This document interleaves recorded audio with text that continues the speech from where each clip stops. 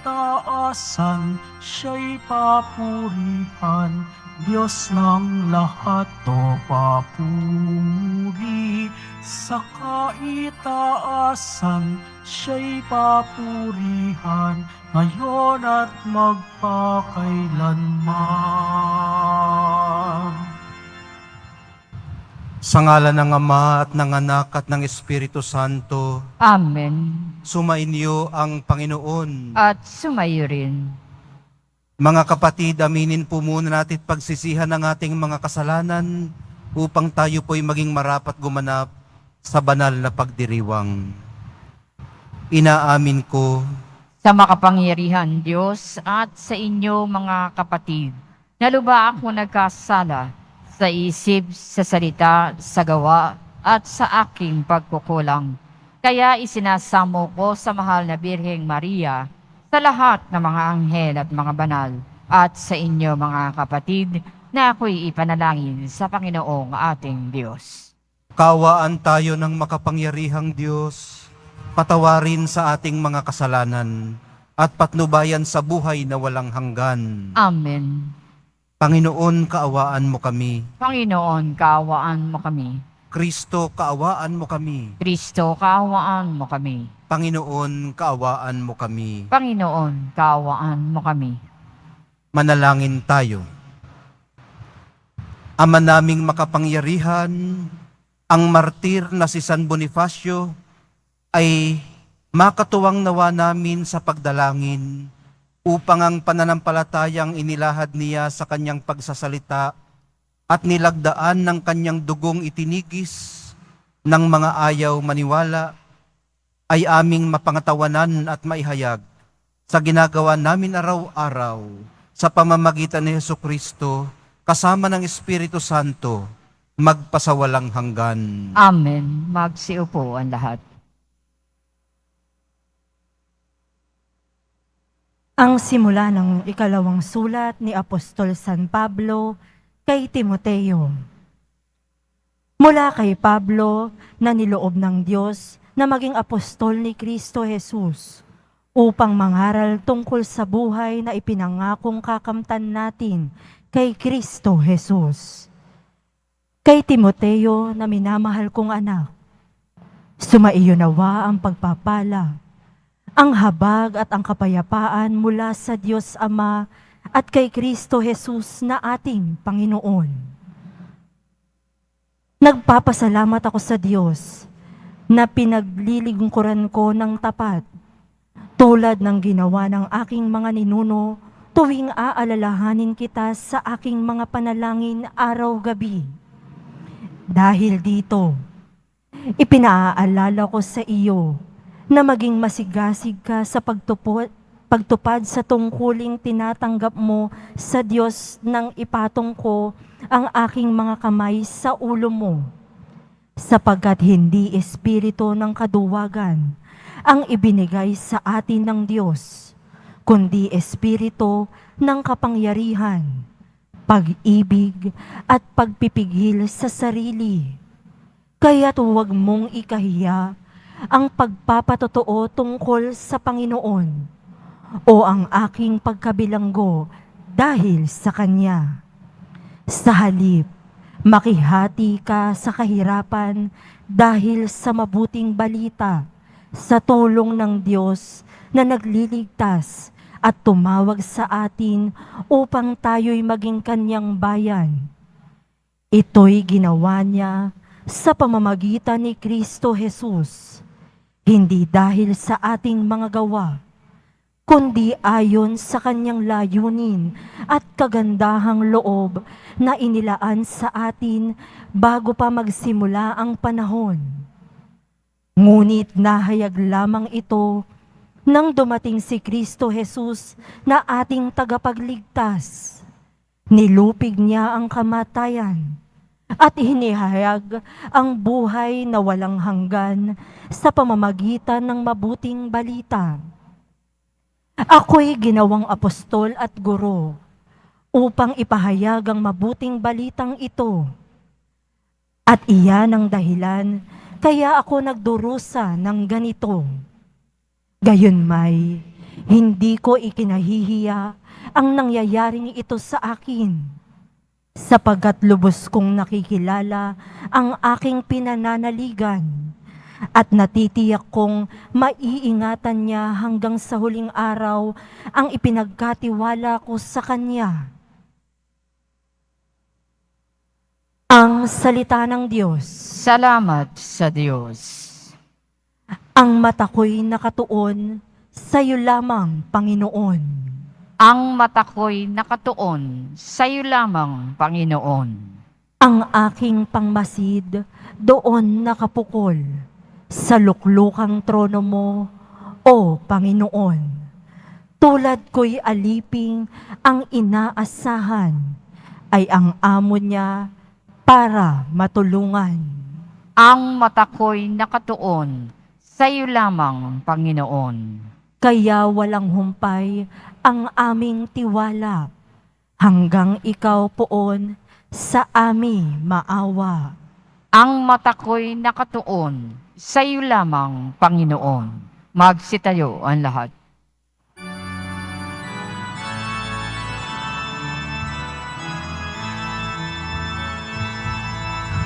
Hallelujah,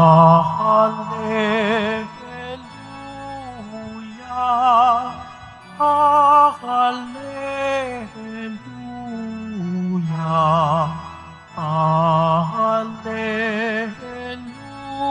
Hallelujah, Hallelujah.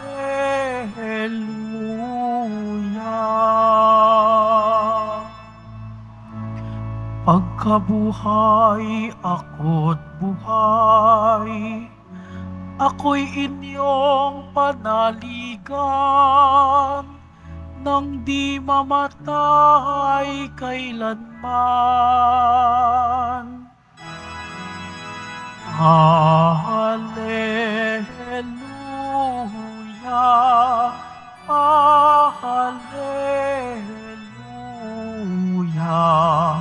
Hallelujah, Hallelujah.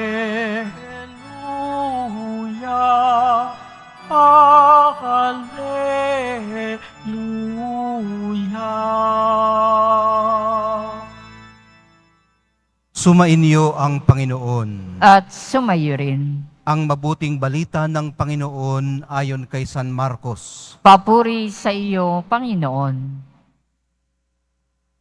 Noong panahong yun, may ilang Saduseyo na lumapit kay Jesus. Ang mga Saduseyo ay naninindigan na hindi muling bubuhayin ang mga patay. Puro nila, naglagda po si Moises ng ganitong batas para sa amin. Kung mamamatay ang isang lalaki at maiiwang walang anak ang kanyang asawa, ang kapatid na lalaki dapat pakasal sa balo upang magkaanak sila para sa namatay. May 7 magkakapatid na lalaki, nag-asawa ang panganay at namatay na walang anak. Napakasal sa balo ang pangalawa at namatay na wala ring anak. Gayon din ang nangyari sa pangatlo at sa mga sumusunod pa.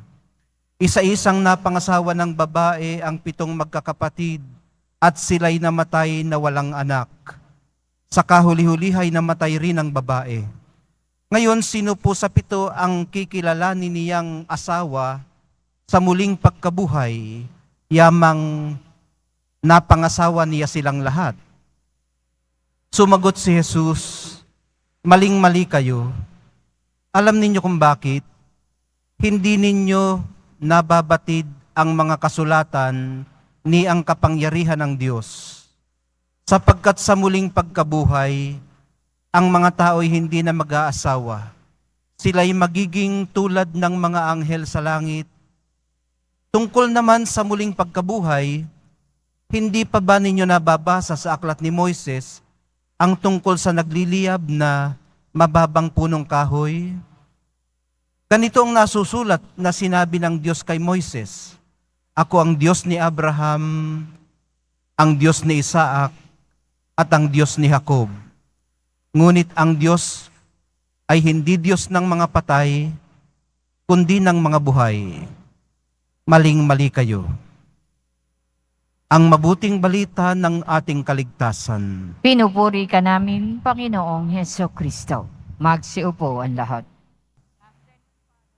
Habang binabasa ko ang ebanghelyo para sa inyo mga kapatid, parang napaka-gandang gamiting jumping board sana o launching pad para sa pagtalakay sa tinatalakay ngayon sa mababang kapulungan ng Kongreso, ang tungkol sa diborsyo. Pero habang nagpapatuloy ang aking pagbasa at tumitingin ako sa inyo, hindi naman pala tungkol sa diborsyo ang ating ebanghelyo ngayon, kundi tungkol sa buhay na kaaya-aya na inaasahan nating darating. Ano ho? Sa madaling sabi, why fix it when it's not broken? Bakit natin pakikialaman yun, hindi naman yun sira? Bakit natin gagawin ang hindi sira, baka lalo pang masira? Kumbaga, it's a non-issue. Kaya kung inyong mamarapatin, ay nais ko lamang mag-focus sa unang pagbasa. Ano ho? Okay ba? Okay naman. O sige. Ginugunita po natin ngayon si Saint Boniface at hinihimok po tayo ng ating mga pagbasa na pag-alabin ang ating mga bukasyon habang pinagsusumikapan nating sundin ang mga hamon ng mabuting balita. Ito po ang sinasabi ni Apostol Pablo kay Timoteo sa unang pagbasa. Hinihikayat niya si Timoteyong kayanin ang kanyang mga pinagdadaanan. Pero alam nyo, itong sumusulat, siya mismo ay may pinagdadaanan. Kasi nang sulatin po niya ito, nakakulong na siya. Nasa advanced age na siya, at malapit-lapit na rin siyang sumulong sa pinakamataas na antas ng paglilingkod, yung pag-aalay ng kanyang kamatayan para sa kaharian ng Diyos. Pero maaring sa kanyang sariling kalagayan, naalala pa niya si Timoteo na maaaring sapitin din niya ang sinasapit niya ngayon. Kaya sumulat siya sa kanya sa kabila ng kanyang pagdurusa. Siya mismo nangangailangan ng encouragement.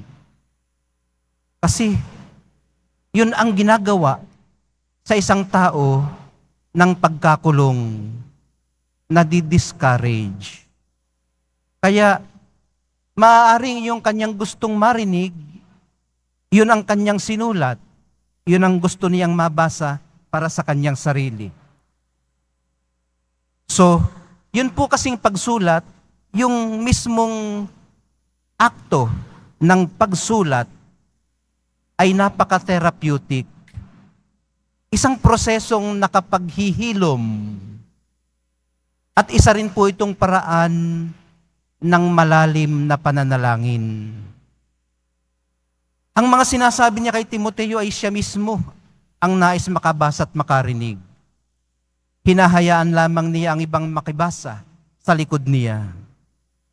Ang sulat po niya ay hindi lamang paalala kung gaano kabutit kadakila ang Diyos, kundi kung gaano niya hinahangad na tayo man ay maging mabuti at maging dakila sa pagsunod natin sa mahal na pong Jesus Nazareno.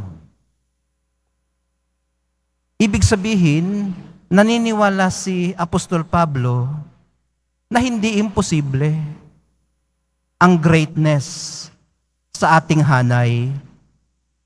Anuman ang ating kalagayan sa buhay, anuman ang ating pinagdaraanan, kung matatagpuan lamang natin ang tamang daan sa kadakilaan, At sinasabi nga sa Ingles, the only way up is down.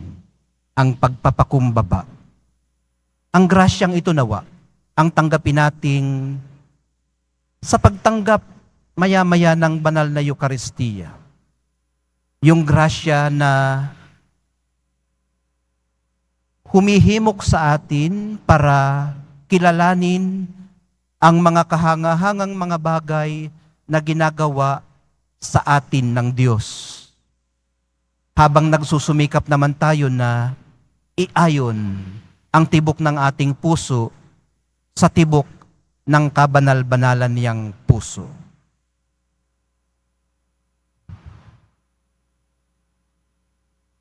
Magsitayo ang lahat.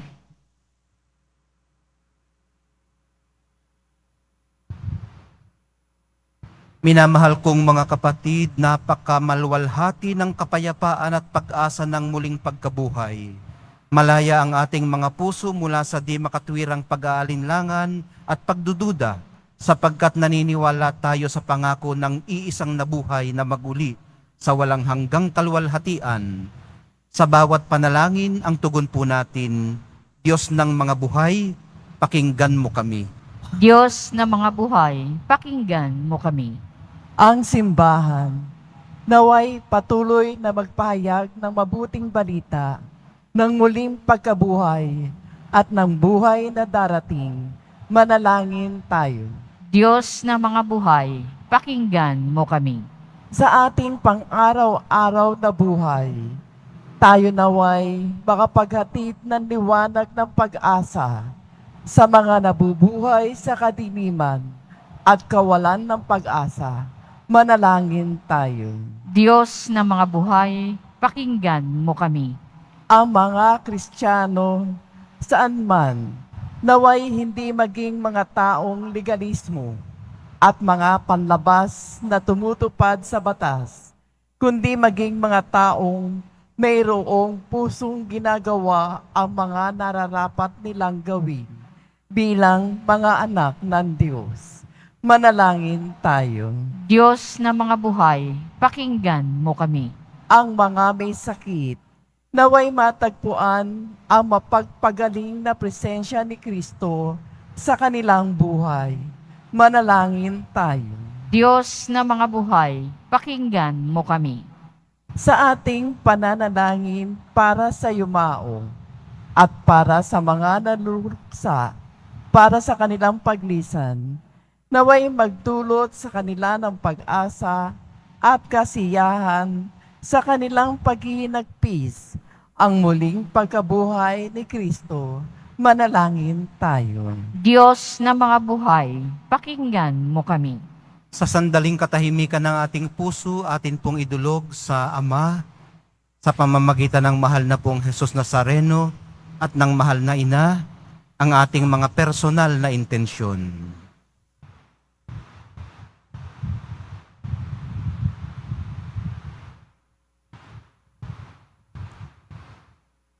Manalangin tayo.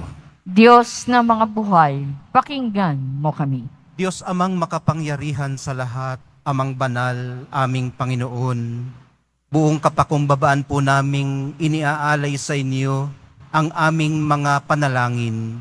Hinihiling po naming dingginin niyo ang mga ito nang naaayon sa inyong kalooban. Amen. Magsiupo ang lahat.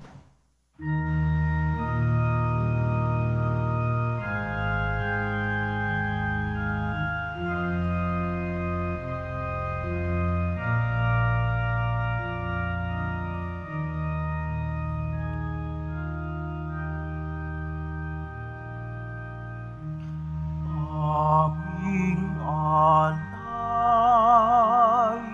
sa'yo, Panginoon.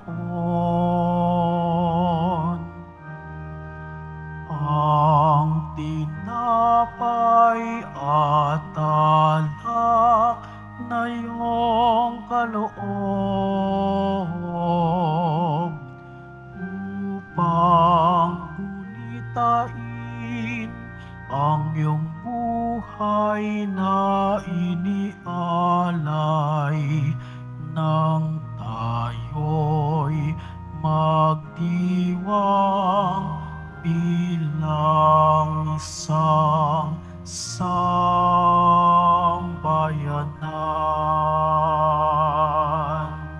Magsitayo ang lahat.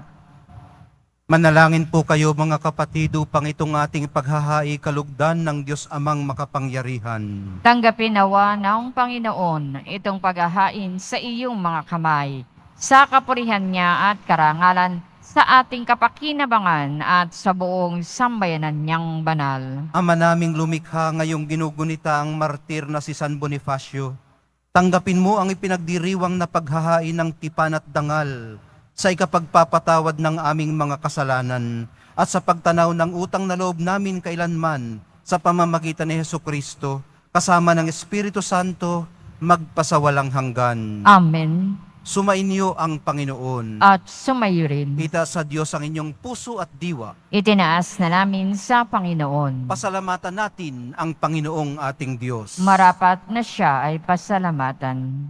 Ama naming makapangyarihan, tunay ngang marapat na ikaw ay aming pasalamatan. Ngayong aming kagalakan na si San Bonifacio ay parangalan. Siya'y kapiling namin na nananalig ng may paninindigan na ikaw ay ipahayag kahit siya ay mamatay. Sapagkat minarapat mong kanilang matularan ang iyong anak na naghain ng sariling buhay, tulad ng naganap sa iyong anak. Ang dugo ng mga martir ay dumanak, hindi dahil sa katatagan nilang likas, kundi dahil sa iyong bigay na lakas. Kaya kaisa ng mga anghel na nagsisiawit ng papuri sa iyo nang walang humpay sa kalangitan, kami nagbubunyi sa iyong kadakilaan. Santo, Santo, Santo, Panginoon Diyos ng mga hukbo, napupuno ang langit at lupa ng kadakilaan mo, o sana sa kaitaasan. Pinagpala ang naparirito sa ngalan ng Panginoon, o sana sa kaitaasan. Magsiluhod ang lahat. Ama naming banal, ikaw ang bukal ng tanang kabanalan. Kaya't sa pamamagitan ng iyong Espiritu, gawin mong banal ang mga kaloob na ito, upang para sa amin maging katawan at dugo ng aming Panginoong Hesukristo.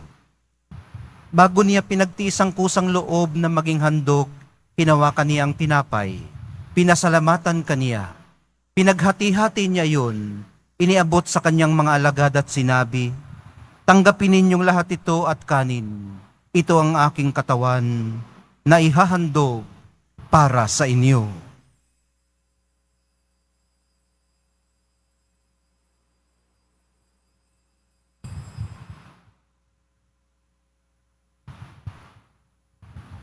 Gayon din naman noong matapos ang hapunan, hinawakan niya ang kalis. Muli kanyang pinasalamatan.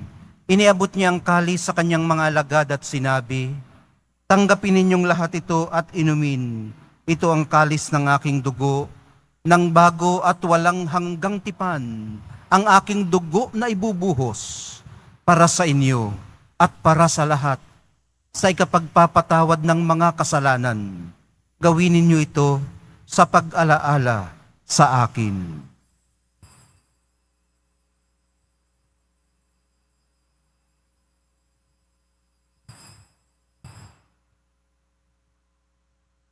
Magsitayo ang lahat. Ipagbunyi natin ang misteryo ng pananampalataya. Si Kristo'y namatay, si Kristo'y nabuhay, si Kristo'y babalik sa wakas ng panahon. Ama, ginagawa namin ngayon ang pag-alala sa pagkamatay at muling pagkabuhay ng iyong anak. Kaya't iniaalay namin sa iyo ang tinapay na nagbibigay buhay at ang kalis na nagkakaloob ng kaligtasan. Kami nagpapasalamat dahil kami iyong minarapat na tumayo sa harap mo para maglingkod sa iyo. Isinasamo namin kaming magsasalo-salo sa katawan at dugo ni Kristo ay mabuklod sa pagkakaisa sa pamamagitan ng Espiritu Santo. Amalingapin mo ang iyong simbahang laganap sa buong daigdig. Puspusin mo kami sa pag-ibig, kaisa ni Francisco na aming Papa at ni Jose na aming Obispo at ng Tanang Kaparian. Alalahanin mo rin ang mga kapatid naming nahimlay nang may pag-asang sila'y muling mabubuhay, gayon din ang lahat ng mga pumanaw. Kaawaan mo sila't patuloyin sa iyong kaliwanagan. Kawan mo't pagindapatin kaming lahat na makasalo sa iyong buhay na walang wakas. Kaysa ng mahal na Birheng Maria na ina ng Diyos, ng kabiyak ng puso niyang si San Jose, kaysa ng mga apostol ni San Juan Bautista, ni San Bonifacio, at ng lahat ng mga banal na namuhay dito sa daigdig ng kalugod-lugod sa iyo, may pagdiwang nawa namin ang pagpupuri sa ikararangal mo sa pamamagitan ng iyong anak na aming Panginoong Hesukristo. At sa Kaniya, ang lahat ng parangal at papuri ay sa iyo, Diyos Amang makapangyarihan, kasama ng Espiritu Santo, magpasawalang hanggan. Amen. Sa tagubili ng mga nakagagaling na utos at sa turo ni Jesus, na Panginoon natin at Diyos, ipahayag po natin ng lakas loob. Ama namin, Sumasalangit ka, sambahin ang ngalan mo. Mapasa amin ang kaharian mo. Sundin ang loob mo dito sa lupa para nang sa langit. Bigyan mo kami ngayon ng aming kakanin sa araw-araw at patawarin mo kami sa aming mga sala para nang pagpapatawad namin sa nagkakasala sa amin. At huwag mo kaming ipahintulot sa tukso at iadya mo kami sa lahat ng masama.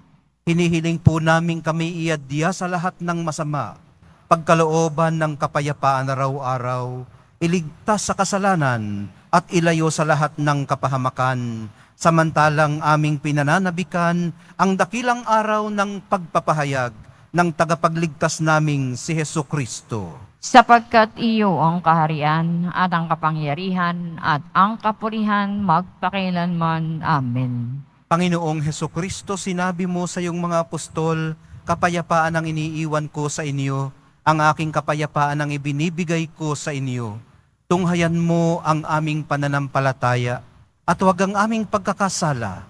Pagkalooban mo kami ng kapayapaan at pagkakaisa ayon sa iyong kalooban, kasama ng Espiritu Santo, magpasawalang hanggan. Amen. Ang kapayapaan ng Panginoon ay laging sumainyo. At sumayo rin. Magbigayan po kayo ng kapayapaan sa isa't isa.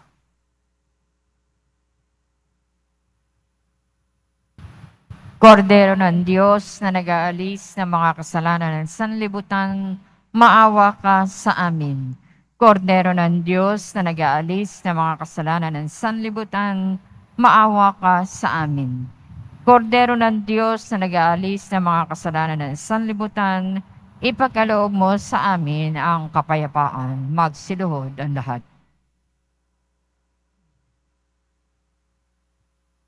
Ito ang kordero ng Diyos. Ito ang nag-aalis ng kasalanan ng sanlibutan. Mapalad ang mga inaanyayahan sa kanyang piging. Panginoon, hindi ako karapat-dapat na magpatuloy sa iyo, ngunit sa isang salita mo lamang ay gagaling na ako.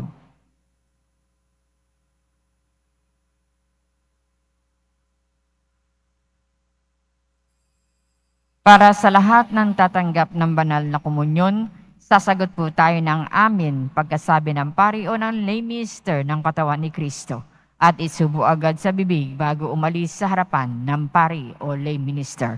Sumunod po tayo.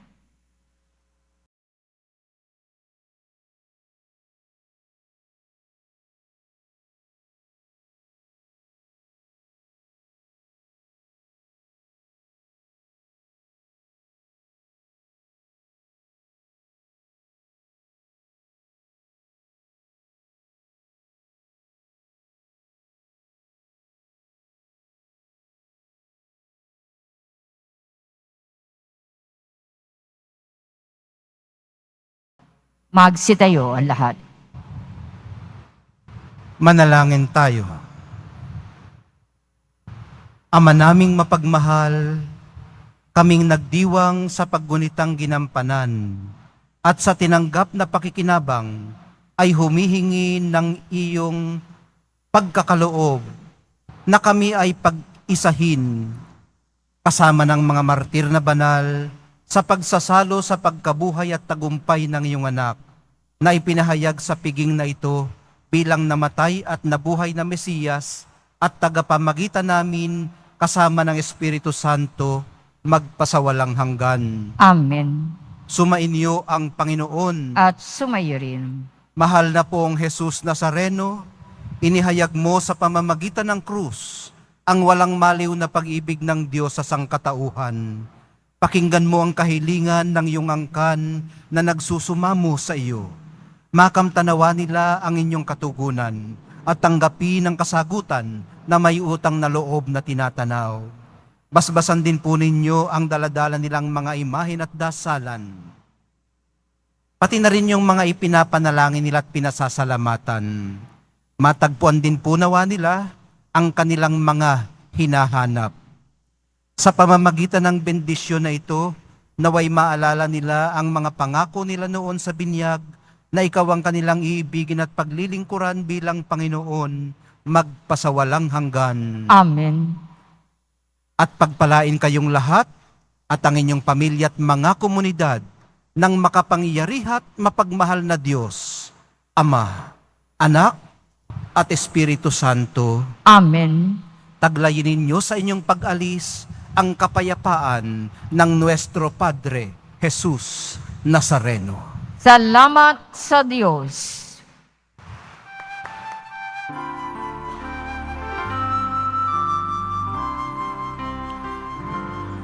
Nuestro Padre Jesus Nazareno, sinasamba ka namin.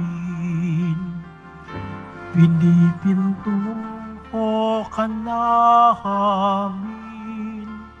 Aral mo ang aming buhay at kaligtasan. Nuestro Padre Jesus Nazareno, iligtas mo kami sa kasalanan. Ang krus mong kinamatayan ay sagisag ng aming kaligtasan.